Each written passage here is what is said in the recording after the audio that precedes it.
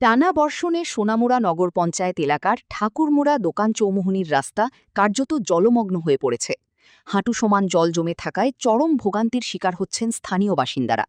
এমনকি জমে থাকা পানিতে হাঁসের বিচরণও দেখা যায়, যা নিয়ে সামাজিক মাধ্যমে ব্যাপক চর্চা শুরু হয়েছে। দীর্ঘদিনের এই সমস্যার স্থায়ী সমাধানের দাবিতে রবিবার স্থানীয়রা রাস্তা অবরোধ করেন। তাদের অভিযোগ, সামান্য বৃষ্টিতেই রাস্তা ডুবে যায়, জল ঢুকে পড়ে বাড়িঘরেও। বহুবার অভিযোগ জানানো হলেও সমস্যার সমাধান হয়নি।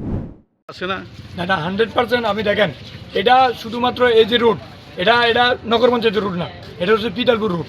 ঠিক আছে, আমি আগেও বলি, আপনার অলরেডি টেন্ডার দেওয়া রুট, অলরেডি টেন্ডার পাইছো।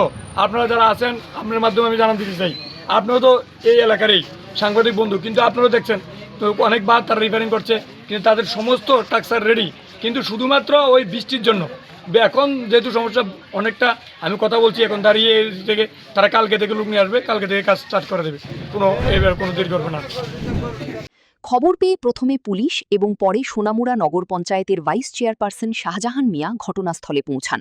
তিনি জানান, বর্ষা শেষ হলেই কালীবাজার থেকে সোনামুড়া পর্যন্ত রাস্তা নির্মাণের কাজ শুরু হবে। পাশাপাশি আপাতত জলাবদ্ধতা দূর করতে ড্রেন কেটে পানি নিষ্কাশনের ব্যবস্থা করা হবে বলেও আশ্বাস দেন।